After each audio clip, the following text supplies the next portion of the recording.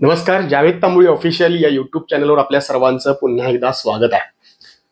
मित्रांनो, खरं तर गेल्या अनेक दिवसांपासून आपण टेट, पवित्र पोर्टल, त्याच पद्धतीने शैक्षणिक घडामोडींवर वेगवेगळ्या विविध अंगांनी आपण चर्चा करतोय.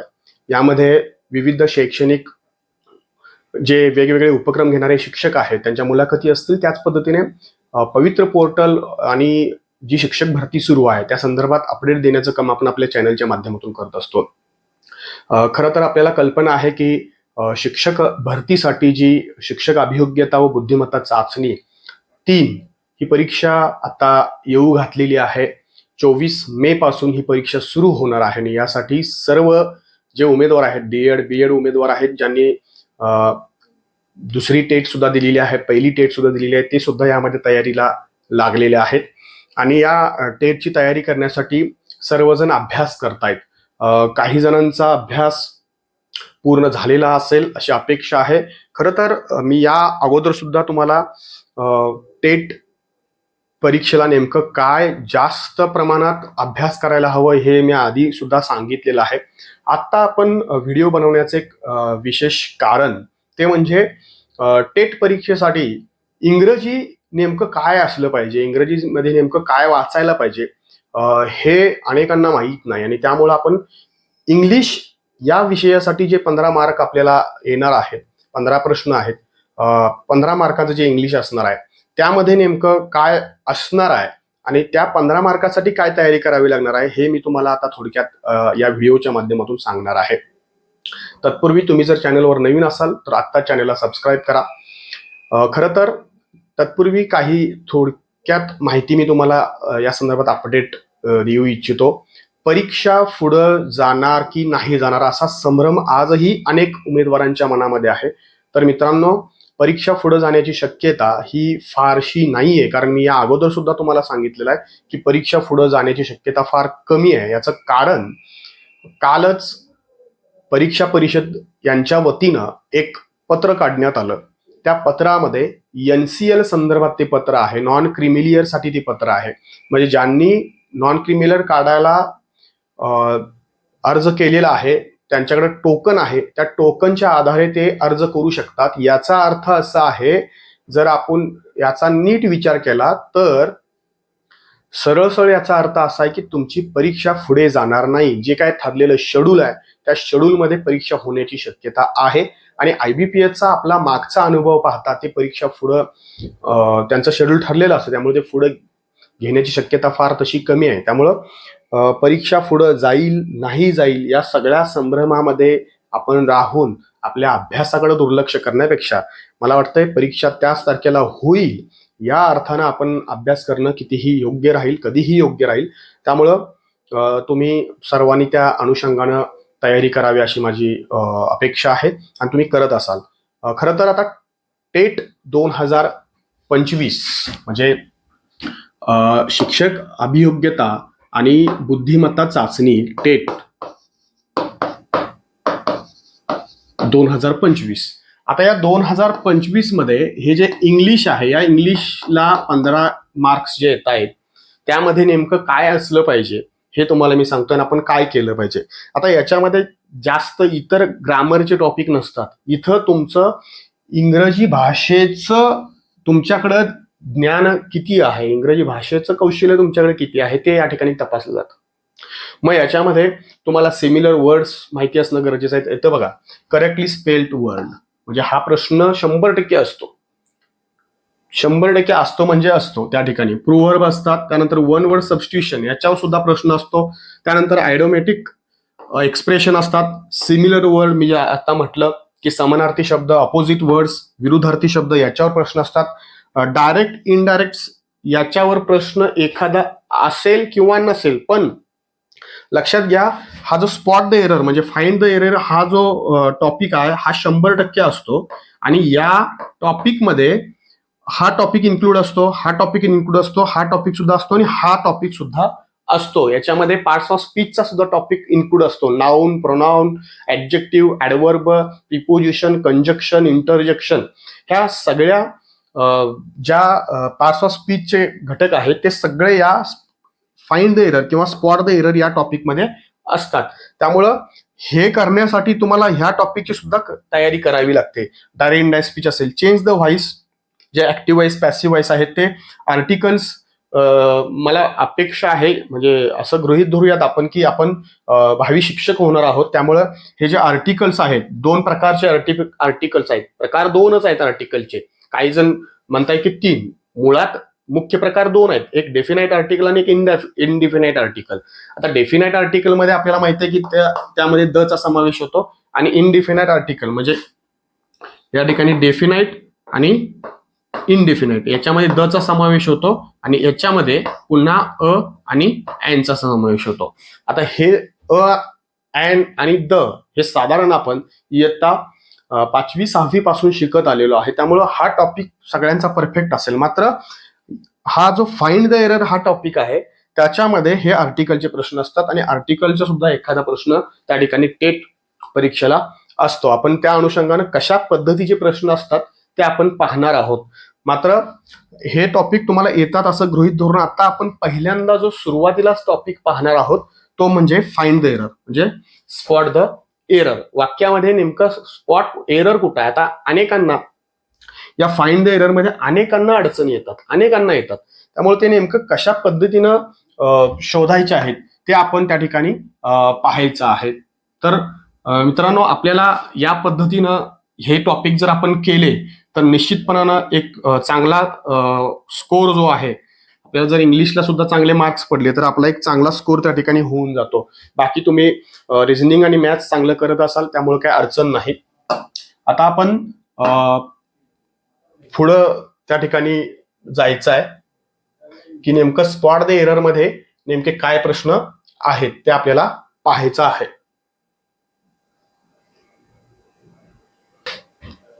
आता असे काही प्रश्न स्पॉट द एररचे आहेत ते आपण पाहूयात.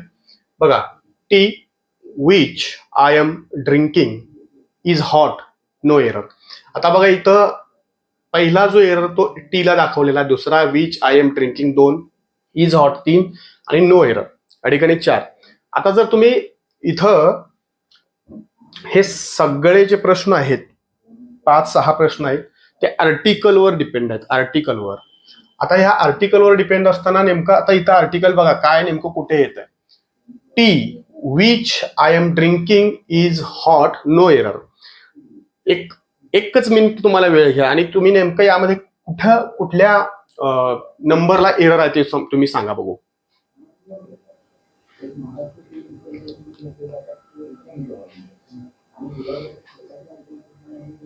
आता बघा, इथं हा 1 नंबरचा एरर आहे.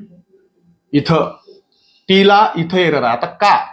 इथं द आर्टिकल यायला पाहिजे. आता तसा नियम काय की पदार्थवाचक नामापूर्वी कोणतंही आर्टिकल येत नाही, पण आपण इथं द वापरलेलं आहे. याचं कारण पदार्थवाचक नामापूर्वी कोणतंही आर्टिकल येत नाही, पण तो पदार्थ एका विशिष्ट काळाशी किंवा विशिष्ट स्थळाशी जर जोडलेला असेल तर मात्र त्याच्या अगोदर द वापरतात. आता इथं विशिष्ट काळाशी विशिष्ट स्थळाशी कसा लिहिलंय की विच आय एम ड्रिंकिंग म्हटलेलं आहे. त्यामुळे हे जोडलेलं आहे की मी जो घेतोय तो चहा. त्यामुळे इथं द हे उपपद येणं गरजेचं आहे. त्यामुळे इथं एरर आहे टी या ठिकाणी, म्हणजे 1 नंबरचा एरर. दुसरे sentence, I know a doctor you are referring to, no error. आता इथं बघा, आय नो ला मध्ये एरर आहे का, अ डॉक्टर मध्ये एरर आहे का, यू आर रेफरिंग टू इथं एरर आहे का, आणि वाक्यात एररच नाही का. आता बघा, इथं तुमच्या काय लक्षात येईल, आय नो म्हणजे मला माहिती आहे. म्हणजे माहिती आहे याचा अर्थ काय, तो निश्चित आहे. आणि द हे आर्टिकलच असं आहे की जे डेफिनाइट आर्टिकल आहे, म्हणजे निश्चितता दर्शवणारं आर्टिकल म्हणजे द आहे. त्यामुळं मला माहिती आहे जो डॉक्टर आहे तो, त्यामुळे इथं पुन्हा अ म्हणायची गरज नाही, इथं द यायला पाहिजे. इथं द हे उपपद येतं. त्यामुळं आय नो द डॉक्टर, मला डॉक्टर माहिती, ज्या डॉक्टरला जो डॉक्टर मला माहिती आहे त्या डॉक्टर बद्दल मी माहिती देतोय ना, त्यामुळे इथं डेफिनेट आर्टिकल. इथं बघा, आता इथं थोडा वेळ घ्या बघू तुम्हाला. A milk can provide protein for a nutritionally.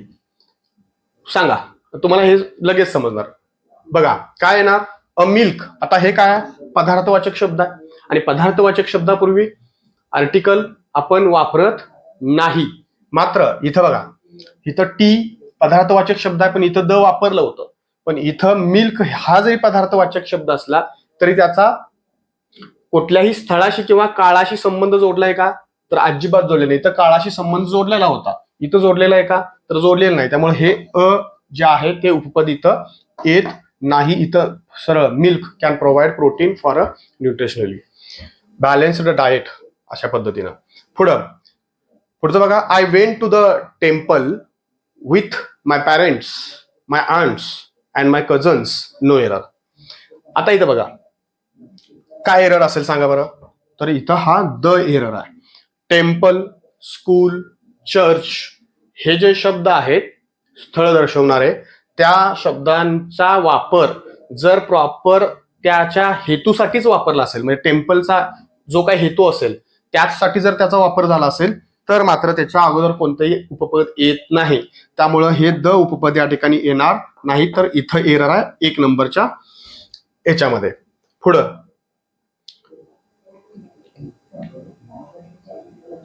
5 नंबरचं बघा सेंटेन्स.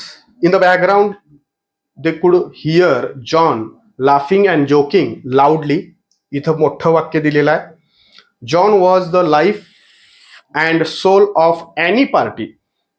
2 नंबरचं. त्यानंतर तिसरा आहे and he was cracking a joke every few minutes, no error. बघा मोठं सेंटेन्स आहे, मोठं आहे म्हणून ते फार अवघड असतं असं काही नाहीये. बघा या याच्यामध्ये काय नेमकं एरर असेल तुम्हाला वाटतं, की इथं जॉन बद्दल माहिती दिलेली आहे. तो जोक करतोय, हसतोय, मोठ्यानं हसतोय आणि पुन्हा कुठं करतोय, तो पार्टीत करतोय. म्हणजे पार्टी ही निश्चित आहे, निश्चित पार्टीबद्दल सांगितलं आणि पुन्हा इथं काय म्हटलेलं आहे, एनी वापरलेला आहे शब्द. त्यामुळे हा एनी शब्द या ठिकाणी येत नाही. तर इथं उपपद वापरायला पाहिजे द पार्टी. निश्चित पार्टीबद्दल बोललेत ना, त्यामुळे त्या ठिकाणी द हे जे आहे ते उपपद यायला पाहिजे. त्यामुळे एरर जो आहे तो 2 नंबरच्या वाक्यामध्ये आहे. अशा पद्धतीची वाक्य जी आहेत ती फाइंड द एररला येत असतात. आता पुढचं सेंटेन्स बघा 6 नंबरचा. After knowing truth they took the right decision in the matter, no error. आता हे वाचतानाच आपल्याला लक्षात येते की ते नेमकं काय एरर आहे. वाचतानाच लक्षात आलंय. आफ्टर नोईंग द ट्रुथ, इथं आपल्याला काय पाहिजे, द हे उपपद हवं. त्यामुळे 1 नंबरच्या सेंटेन्समध्ये एरर आहे. कारण ट्रुथ हे जे आहे ते भाववाचक आहे. त्यामुळे भाववाचक नामापूर्वी नेहमी आपण काय वापरतो, द हे उपपद वापरत असतो. त्यामुळे इथं द हे आर्टिकल येणं गरजेचं. त्यामुळं या 1 नंबरच्या याच्यामध्ये एरर आहे, लगेच शोधून टाकायचं आपण. पुढं जज in him prevailed upon the father and he sentenced his son to death, no error. बघा इथं काय एरर आहे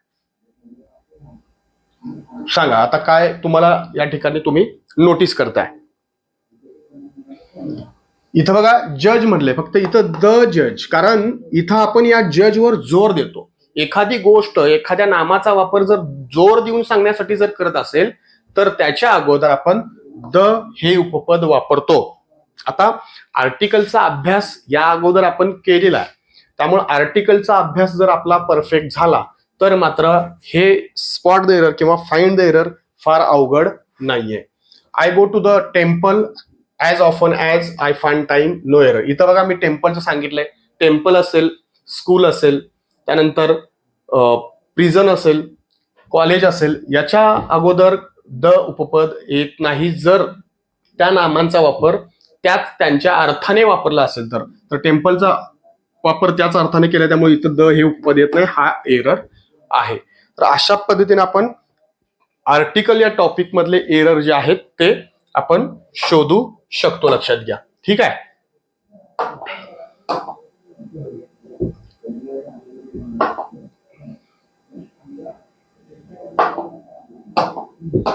चला आपण पुढे जाऊयात. पुढचे काही एररचे प्रश्न आहेत ते आपण घेऊयात. ठीक आहे. आता बघा इथं या ठिकाणी आणखीन काही प्रश्न आहेत एररचे, ते आपण पाहूयात. The earth moves round the sun, isn't it. आता बघा हे सगळे इजंट इट, डिडंट इट हे सगळं तुम्हाला लक्षात आलं असेल. काय आहेत? क्वेश्चन टॅग आहेत, संक्षिप्त प्रश्न. टेल टॅग, क्वेश्चन टॅग वरचे प्रश्न आहेत. आणि क्वेश्चन टॅग हा सगळ्यात ग्रामर मधला सोपा टॉपिक, त्यामुळे त्याच्यावरचे जे फाइंड द एरर आहेत ते आपल्याला फार वेळ लागणार नाही शोधायला. बघा, the earth move around the sun isn't it. आता हा जो क्वेश्चन टॅग आहे दिलेला, हा योग्य आहे का, बरोबर आहे का?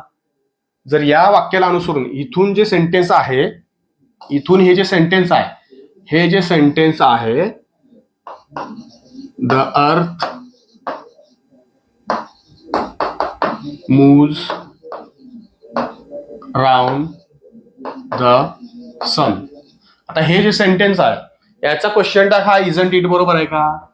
तर नाही, चुकीचं आहे. इजंट इट कधी करतो? ज्याला सेंटेन्स मध्ये इज असेल त्यावेळेला. इथं या मूळ सेंटेन्स मध्ये इज नाहीच आहे, त्यामुळं इथं इजंट इट हा मुख्य एरर आहे. काय असलं पाहिजे तिथं मग इजंट इटच्या ऐवजी? इथं बघा मूव्ज आहे, म्हणजे वाक्यात ज्याला सहाय्यकारी क्रियापद नसतं त्यावेळेला आपण काय वापरतो? डू किंवा डज. कधी? वाक्य जर सिंपल प्रेझेंट टेन्स मध्ये असेल तर. मग हे वाक्य सिंपल प्रेझेंट टेन्स मध्ये आहे आणि इथे येस प्रत्यय लागला, त्यामुळे हे डज यायला पाहिजे आणि डझंट इट असं त्याचा क्वेश्चन टॅग व्हायला हवा. त्यामुळं इथं जे आहे ते इजंट इट 3 नंबरचा एरर आहे. पुढं, he is not the fastest bowler in the Indian team, isn't he. आता बघा, ही ला अनुसरून इथं ही बरोबर आहे, इज पण आलेला आहे, इज पण आलेला आहे, पण इथं नेमका हितच एरर आहे. लक्षात घ्या, 3 नंबरच्या ह्याच्यातच एरर आहे. तो काय एरर आहे? तर बघा, आपला क्वेश्चन टॅगचा नियम आहे, रूल काय सांगतोय की जर दिलेलं वाक्य, दिलेलं सेंटेन्स हे होकारार्थी असेल तर टॅग आपण नकारार्थी करतो, आणि जर टॅग नकारार्थी असेल, दिलेलं वाक्य जर नकारार्थी असेल तर टॅग आपण होकारार्थी करतो. मग हे दिलेलं वाक्य नकारार्थी आहे नाही, इथं नॉट आलेला आणि पुन्हा आपण इथं इजंट वापरले, त्यामुळे इथं काय एरर आहे. इथं जर इज ही असतं तर 4 नंबरचा ऑप्शन आला असता नो एरर, पण इथं इजंट ही आल्यामुळं हा 3 नंबरचा एरर आहे. पुढे जाऊयात. You will come to my sister's wedding tomorrow, isn't it. बघा, इथं सरळ सरळ दिसतंय की इथंच एरर आहे, कारण विल आहे म्हटल्यानंतर इथं काय पाहिजे होतं? ओंट, आणि सर्वनाम काय पाहिजे होतं? यू पाहिजे होतं, त्यामुळे इथं हा एरर आहे. पुढं, he is your brother, isn't it? No error. सांगा एरर. सोपा आहे, तुम्ही कॉमेंट करून पण सांगू शकता लगेच. बघा, ही is your brother, isn't it. 3 नंबरच्या ह्याच्यात एरर आहे. काय पाहिजे? इथं ही इज म्हटलेला आहे, सर्वनाम कोणता आहे? ही आहे, आणि इथं आपण काय घेतलाय? इट घेतलाय, त्यामुळे इथं काय पाहिजे होता? ही पाहिजे होता. लक्षात आलं? पुढं, you haven't responded to my invitation, didn't you.